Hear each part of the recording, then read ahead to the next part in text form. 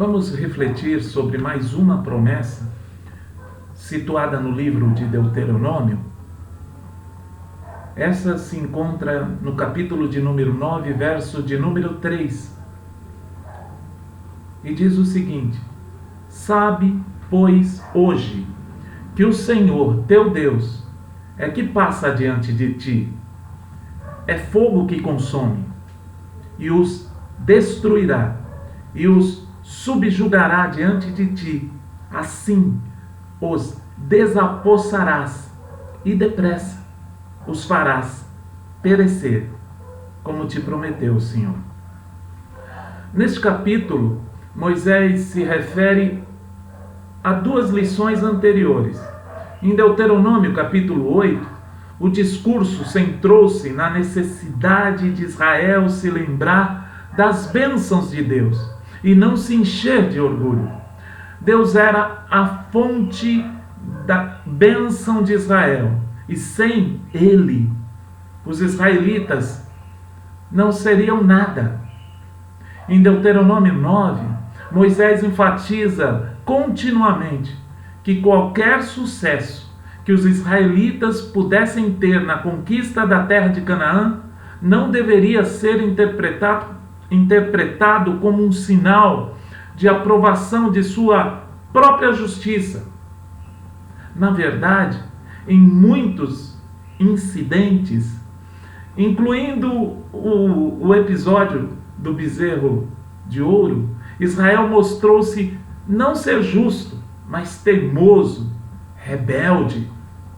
Somente depois que Moisés intercedeu, Israel foi salvo da destruição naquele evento.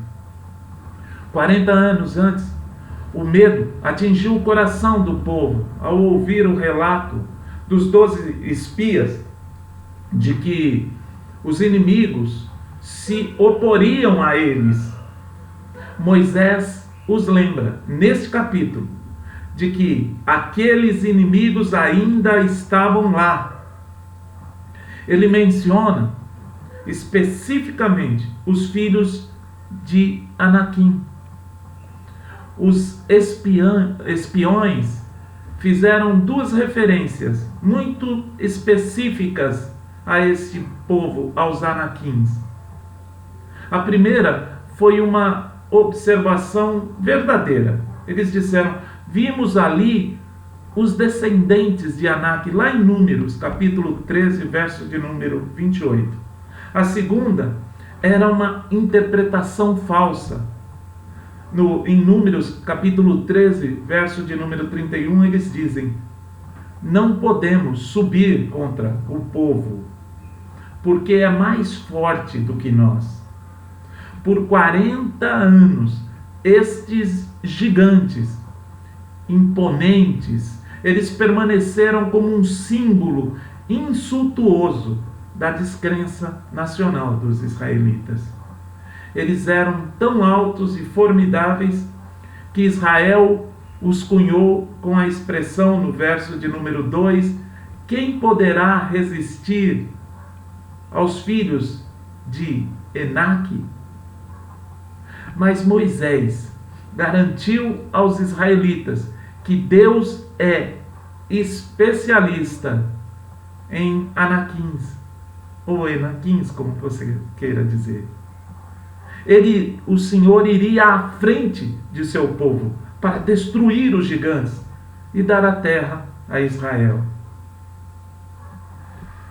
De vez em quando enfrentamos os nossos Anaquins em nossa jornada espiritual. Que situação impossível impede você no seu progresso espiritual? E essa é a pergunta que eu gostaria de fazer. Que situação impossível impede o seu progresso espiritual?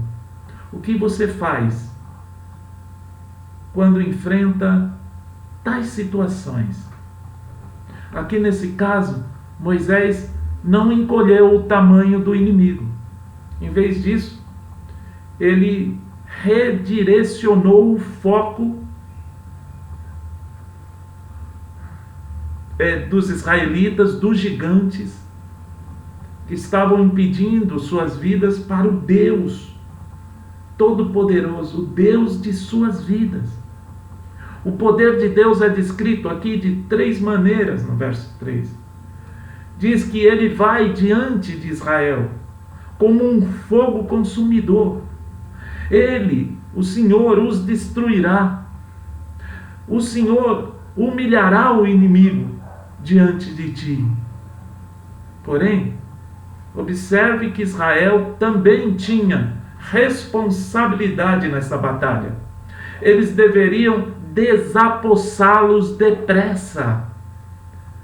Deus trará nossos inimigos diante de nós para serem vencidos, mas devemos terminar a obra.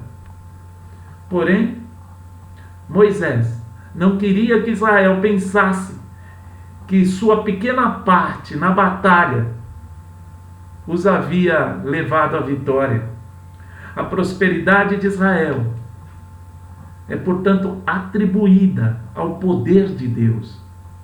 Deus foi motivado a desapossar as nações, não por causa da justiça de Israel, mas sim por causa da iniquidade das outras nações e da promessa feita aos antepassados de Israel. Leia os versos de número 4 a 6 desse capítulo que nós estamos refletindo. A alegação de Israel de ser merecedor da aliança e da herança de Canaã é agora totalmente frustrada. Posteriormente, Moisés apontou que os israelitas realmente mereciam ser destruídos. Veja o verso 13 e 14. Em vez de serem abençoados com a dádiva da terra, eles certamente nunca deveriam desenvolver uma atitude hipócrita, arrogante, por causa de suas vitórias na conquista. Essas vitórias foram conquistadas por causa de Deus e por causa de 3 coisas: a maldade dos inimigos, as promessas de Deus e a graça de Deus. Deus contigo, tenha um dia abençoado de vitória na sua vida.